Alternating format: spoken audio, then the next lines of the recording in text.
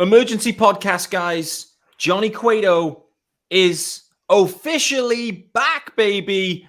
I don't know what kind of role he's going to be playing. Doesn't sound like he's going out as a starter to get it rolling. Sounds like it is mop-up duty for Johnny Cueto. But we are going to dig into that news, plus the Eury Perez news as well from a few days back. We'll also look ahead. Bruce Sherman giving Kim the full green light. It's all in for Kim. And what could the targets be? What positions of need do the Marlins have as we approach the deadline? This is Locked On Marlins.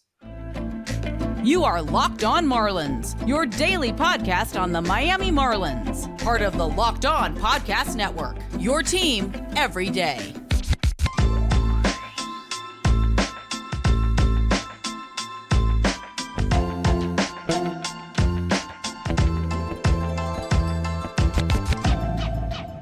Greetings from England.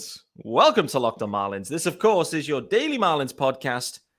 I'm your host, Peter Pratt. Hit me up, of course, on Twitter at @MiamiMarlins_UK. If you're listening to the pod, hit subscribe. This, of course, is your team every day. And thanks for making Locked On Marlins your first listen of the day, particularly the everydayers. Thank you, guys.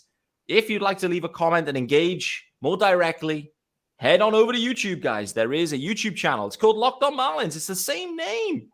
Hit subscribe. We're over 800 subs now. Absolutely trending.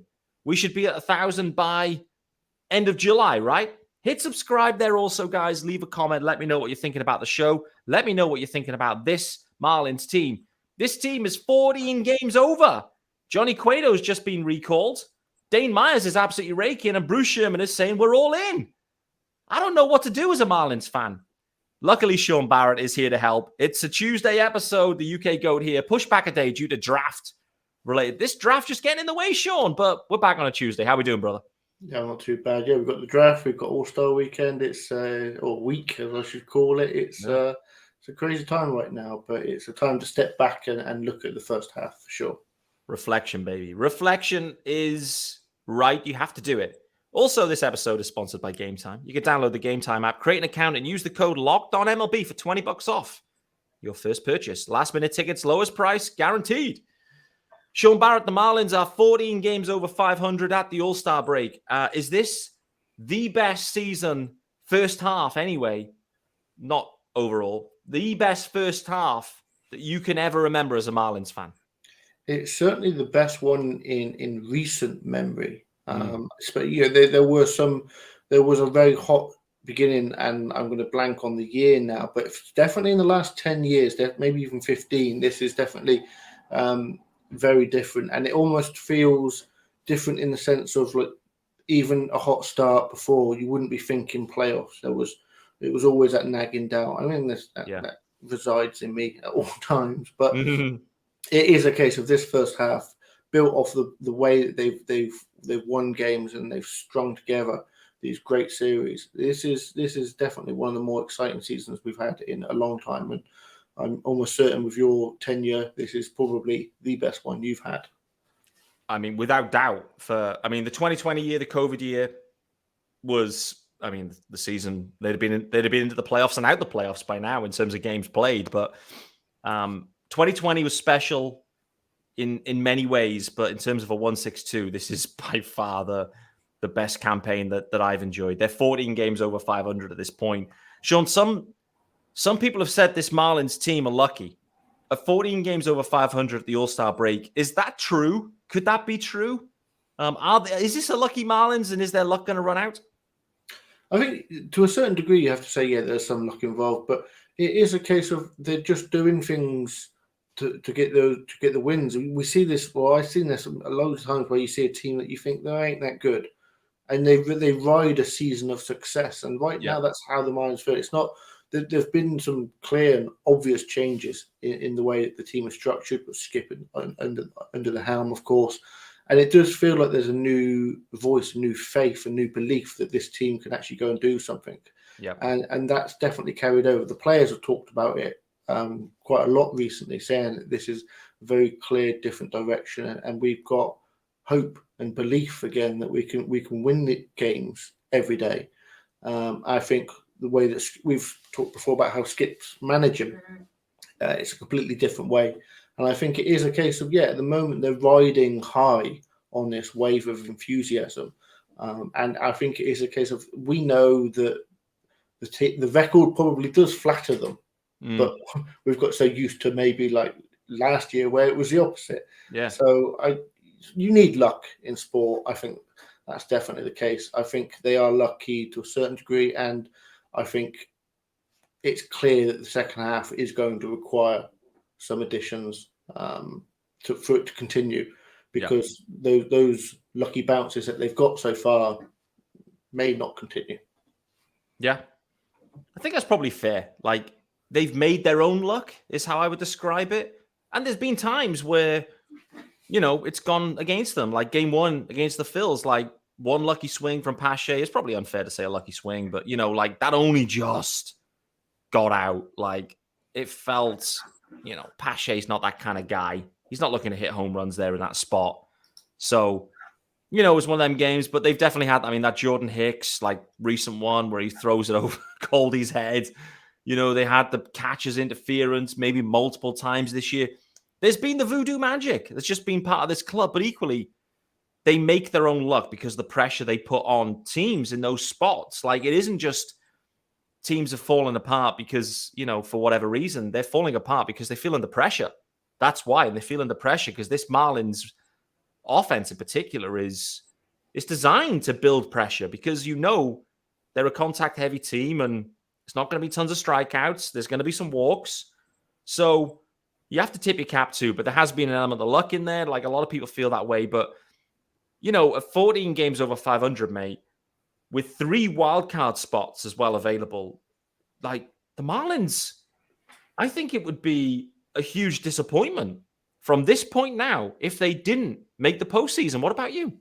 Yeah, it's a case of, this is the worst timing for the Marlins to be good, because that extra wild card is actually going to keep more teams in it. They're going to be less sellers, more buyers. So there's a bit of a concern. I'm old enough now to remember the first wild card coming in and how it changed the game. And it is a case of this now we've got a third one, and it's great because it means more teams are in it, and the Marlins obviously aren't always going to be building contenders.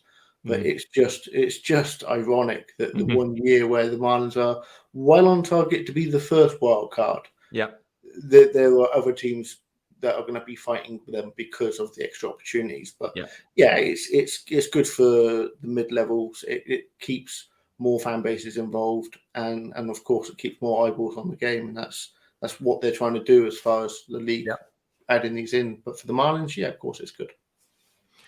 I'm with you on that, by the way. That was always my thought about the third wild card, was there's too many teams in the 2 wild card situation, and probably the same when it was 1, that were purposefully in the second half trying to be bad. And that isn't good for a game in any game. And so I've always felt that way. And so you need to keep more teams interested for longer, and more fan bases interested for longer. Like, we've seen it firsthand where we've been sellers in the main year after year after year. And listen, August and September, no one's watching. It's a waste of time. Like, no one, you're purposefully not trying to win games. And you'll check in because you're interested about a prospect or two or a guy you like. But I think it's a good thing for the game. It may not be amazing for the deadline itself, where you may get less activity, but I'd prioritize more teams being in it rather than an explosive, like, theoretical deadline. And there's deals to be done. Like, to be honest with you, just thinking about this deadline itself, it could be defined by the best baseball player of all time being traded to someone else. And that will like end Twitter probably. It will be that big of a deal. But who knows where the Angels are at? But, they have to strongly consider Shohei Ohtani and the future there, and should they trade him? And if they don't think they can extend him, or they don't want to, they should absolutely look to move Shohei Ohtani to someone. Could the Marlins be in the mix for Shohei Ohtani as a rental, Sean? Could they?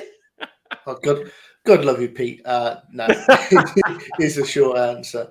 I think there's a chance that they'll trade him, but the Marlins don't have the capital for it. It would be a case of it would be fantastic to see, wouldn't it? Yeah, it would. It would be wild. We need a That's- pitcher and we need a hitter. Like, we kind of need both. So fills both needs, some would say. But I don't know, mate. I mean, yeah, just the general point is I like it the more clubs are in it. And I think teams trying to win for longer, you know, when you're tanking, it's a disservice to the fans. That's the main thing. It's a slap in the face to the fans, to be honest with you. Asking them to turn up, spend their hard-earned dough when the team doesn't even want to win, or watch the team and they don't want to win. It's a waste of time.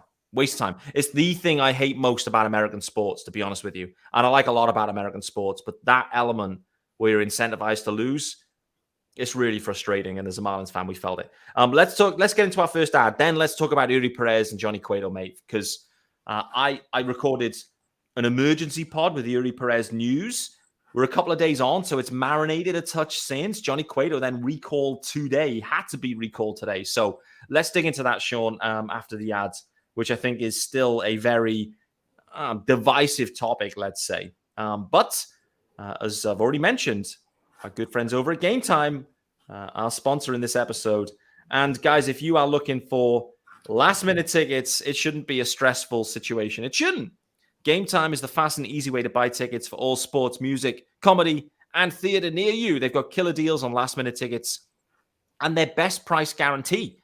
So you can stop stressing over tickets and start getting hyped for all the fun you'll have. You don't have to plan months in advance. No. Gametime has got deals on tickets right up to the day of the event. They got flash deals on tickets for football, basketball, baseball, concerts, comedy, theater, and more. And the Gametime guarantee, means you'll always get the best price. If you find tickets in the same section and row for less, Gametime will credit you 110% of the difference. All you have to do is download the Gametime app. Download it now, today. Why not?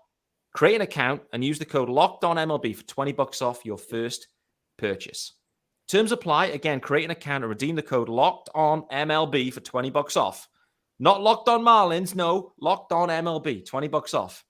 Download Gametime today. Last minute tickets, lowest price, guaranteed.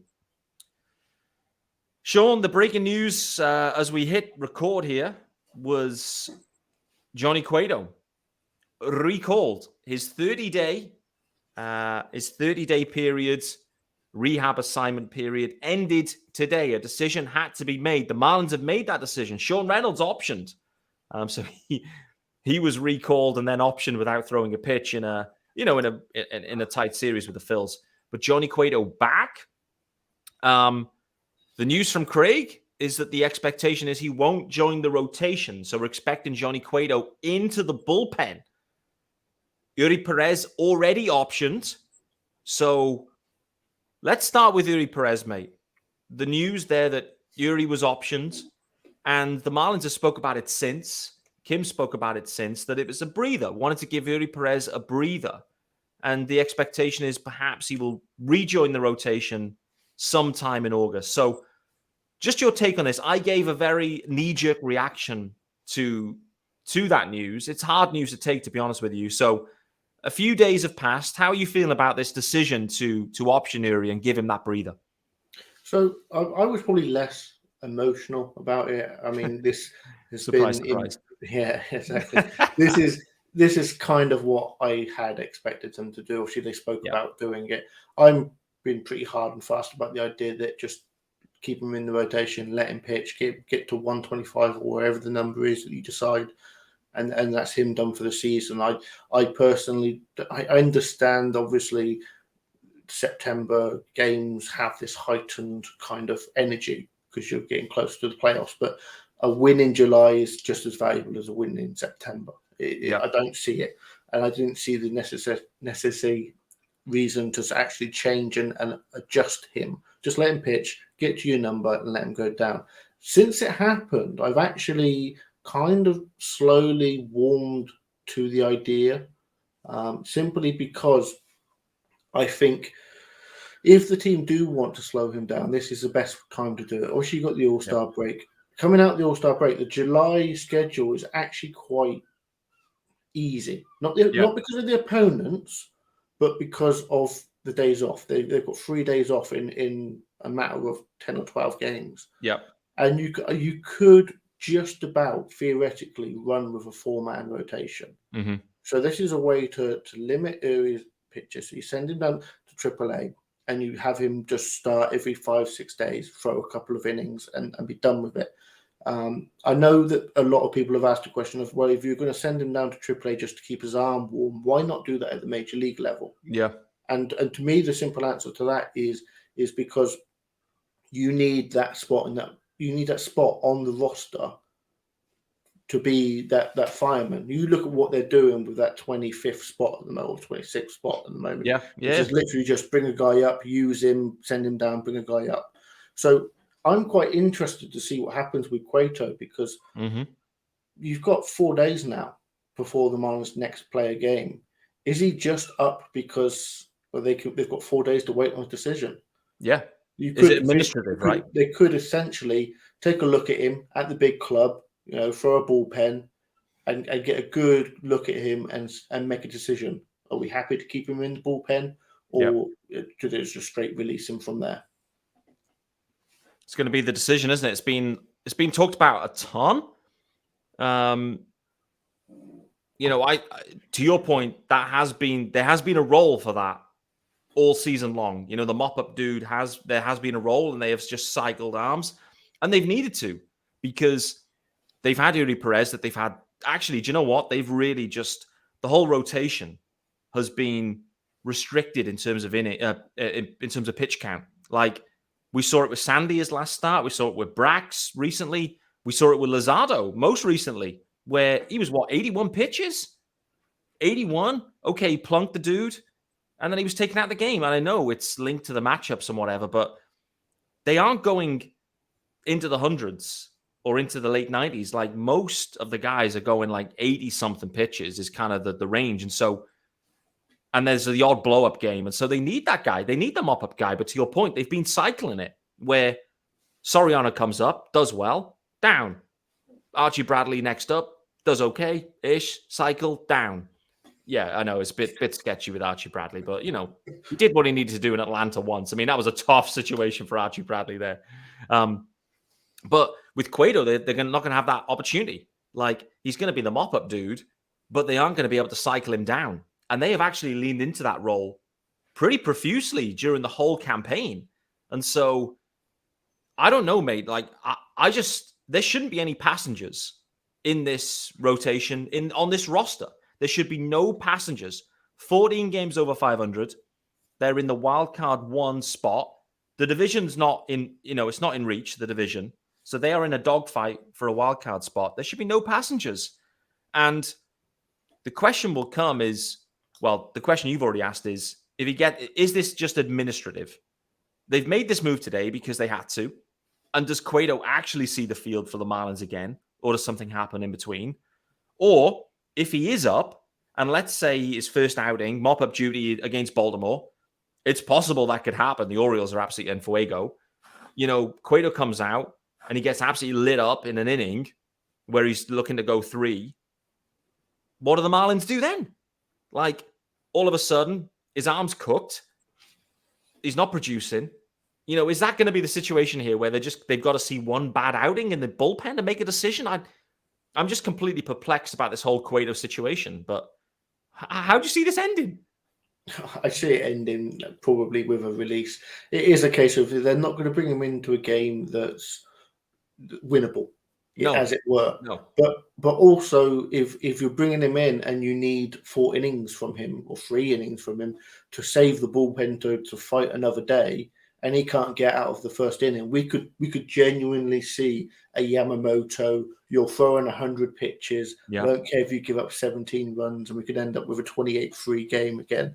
But even if you do that with him, he's cooked for 5 days. Yeah. Do you keep him on the active roster? Yeah. For those 5 days, or you can't? You need that spot for the next day. If you've blown through your bullpen, you need to have a guy that can give you length the next day. So it's a really weird situation where you've got a guy who could do mop-up duty, but he's because of his contract and because of his active spot on the roster, it's harder to just keep sending him down. But also, if you DFA him, no one's picking him up anyway. So no. Does it really matter?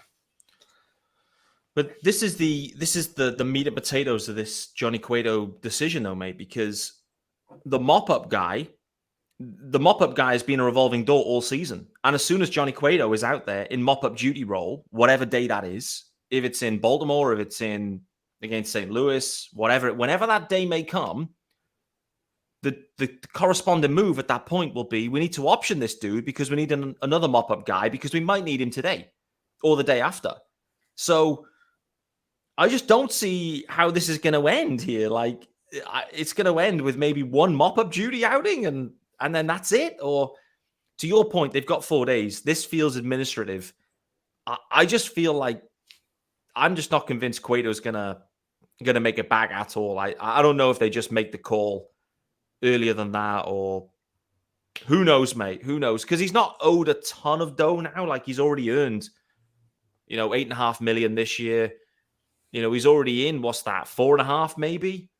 Touch over 4, maybe even 5 million. He's owed like 3.5 million. Like, at this point, like, if Cueto comes in, stinks it out, then the rest of the bullpen has to come in and back him up. Then all of a sudden you end up losing 3 games on the spin because you wanted to keep Cueto in there when you already knew he was cooked. I'd like to see him be decisive, to be honest, mate, and just like pull the plug now. They're closer to it than me. I don't see anything other than the AAA stuff, which has been absolutely putrid. So I just can't see how you can bring him back based on the AAA stuff. Like, he doesn't deserve to be on the roster. That's the point, is like Cueto has done nothing to deserve to be there. He's just been paid $8.5 million, and he's had a good career prior to his Marlins days. It's a crazy situation here, and really a storyline that this club doesn't really need. Like, just be brave and cut it and just move on. I don't know why they're dicking around, to be honest. I don't know.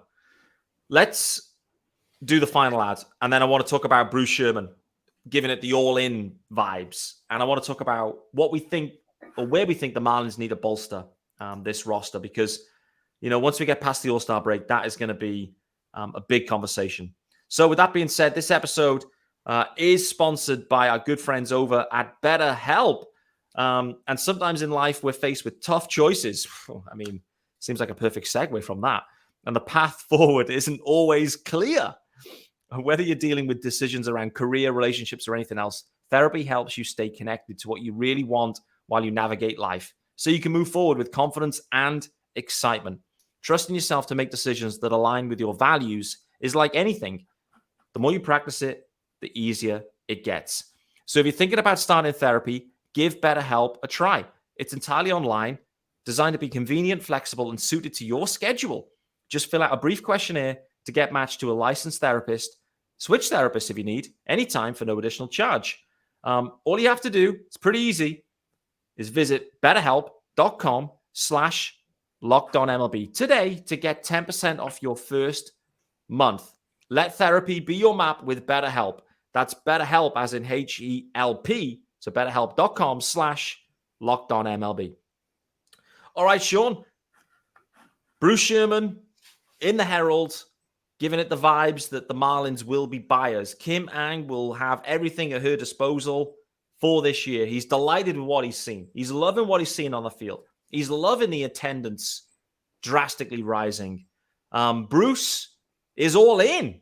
Kim Ang is going to be busy at the deadline. The point you made, though, is the tricky one for the fish, that no one's selling, really. There's still a few weeks to go. A few clubs are really teetering.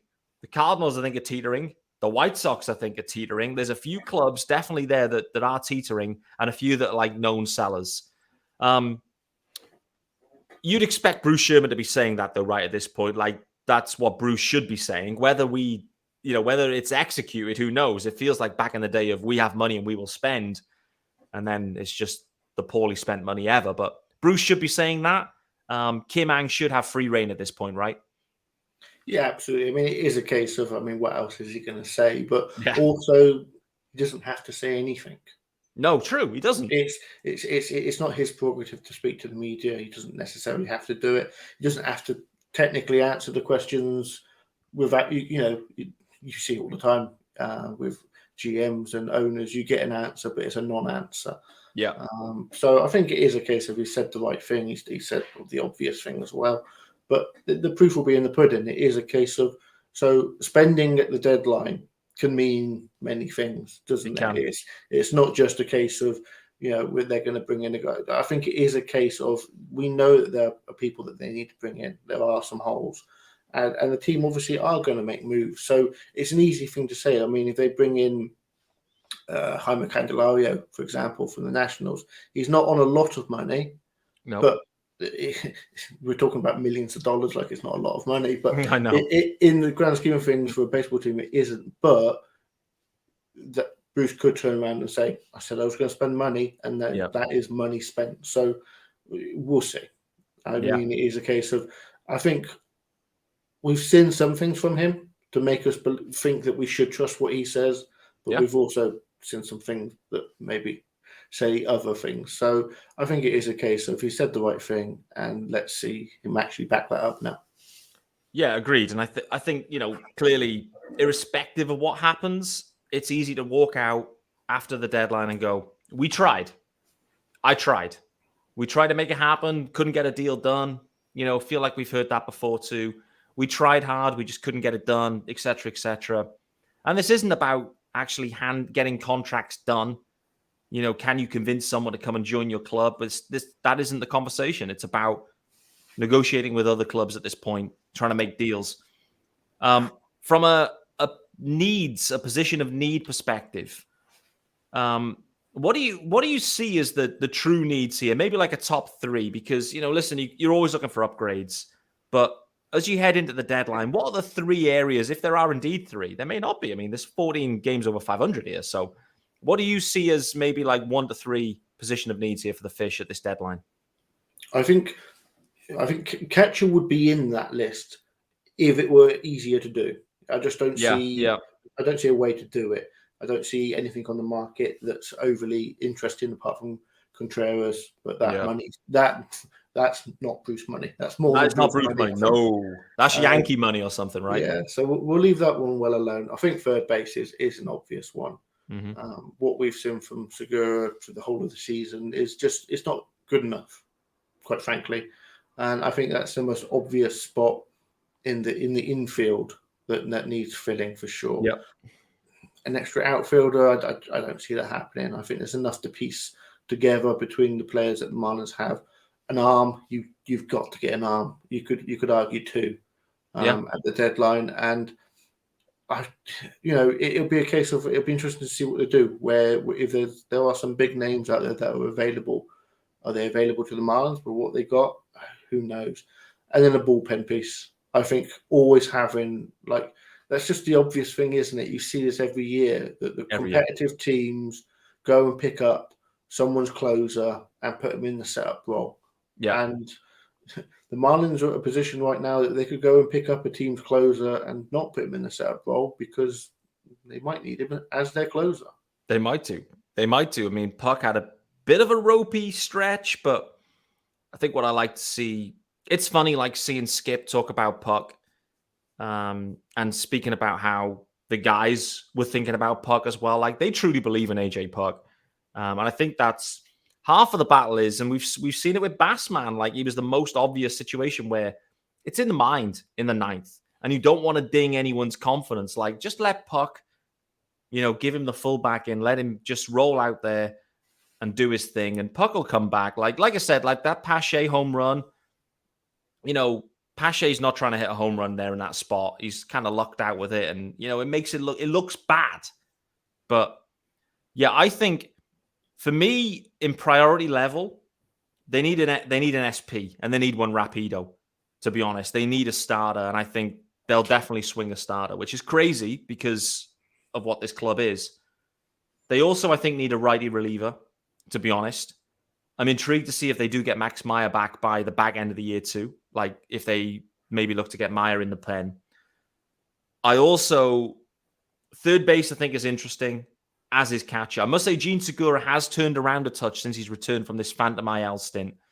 The catcher spot has been a challenge, but from a defensive standpoint, I think it's looked okay. Fortes, I think, really stepped up defensively. Stallings is Stallings, but I mean, first home run of the year recently. So I think it starts with a starting pitcher, and I do wonder how quickly they've got to do that, because we're here, Cueto's back on the roster. Eury Perez is off the roster. They haven't got a fifth star at this point, to your point. Maybe they go 4-man and kind of mix and match, maybe a bullpen day in there. But, the Marlins need a starter rapid. Like, if they're going to keep Eury Perez down there for a month, out of the action, and Cueto can't do anything, Edward Cabrera is still a month away, in my opinion. Trevor Rogers even more. They need a starter now. And because they've still got Brian Hoeing in there that isn't a starter really either. Like, that's kind of a below average dude. So, I don't know, mate. Going back to the Eury Perez thing, the more I've thought about it too is, the postseason, you've got a 3-game wild card and a 5-game divisional series. Like, you don't need a 4-man rotation in any of them. And the Marlins have got Sandy, they've got Brax, and they've got Jesus Luzardo. Like, I'm perfectly happy with those 3 going in a playoff series, to be honest with you. Let's keep the momentum rolling, really, with Eury Perez. Like, let's keep him up there. To what we've spoken about, really, is like, let's use the bullets now. And October we can work about. You can work on October later. But I think they need Eury Perez, and I also think they need to starting pitcher to trade as well. So I don't know which direction they go with the starting pitcher, but they definitely need one. I'm going to dig into some names, I think, soon. Is there any names that you're thinking about that you think could be a fit? Like, are you thinking rental with a starting pitcher, or are we thinking like controllable guy? I mean, to be honest, I've not looked at names, but yeah, I mean, it would be interesting to see what's available as a rental or a guy with a year of control, because you can never have enough arms. I mean, we've spoken all off for the last 3 spring trainings, I think, about how many arms that the Marlins have got, and then we get to June and July, and all of a sudden you're scrambling. Can I just stop and take a second? You've just said Braxton, who was the long man entering the season as a potential playoff series starter. I think that speaks volumes of where we are. And realistically, an arm that you pick up is probably going to be one of those 3 starters for the Marlins in a playoff series in an ideal world. Look, Braxton's done a great job this season, but we're going to get to the point where, does he have the bullets left into October? And I think that's part of the parcel of why the Marlins need 1, maybe 2 arms. It's not just for now; it's for later. It's for when you've got guys like Luzardo. Luzardo's not got a lot of innings as well. I know it starts to get pretty scary pretty quickly, and the Marlins could get to the point where we're getting to late September. They've acquired a playoff berth, but they're firing blanks. You've got nothing left. So true.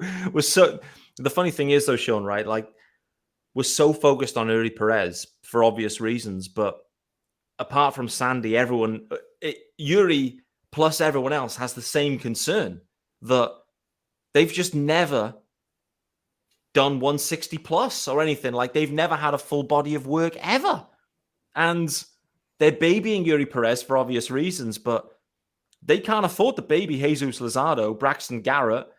At this, like, they need him badly, and they need him to stay healthy, because if any of those 2 go down, right now in particular, if any of those 2, if there's anything that happens, then the Marlins are in serious trouble, I think, from a pitching depth perspective. Like, it might be Noble Meyer season. Like, it may be that urgent. We'll see. But yeah, it's going to be a fun, 2 weeks, I guess, as we kind of walk up to the deadline and see how things play out. But I think the needs are pretty obvious, like starting pitcher, 1, maybe even 2 of them. And I do think it's interesting that they went pitcher in the start of the draft. Maybe replenishing what they think they're about to take away from, to look to, and then rightly they should.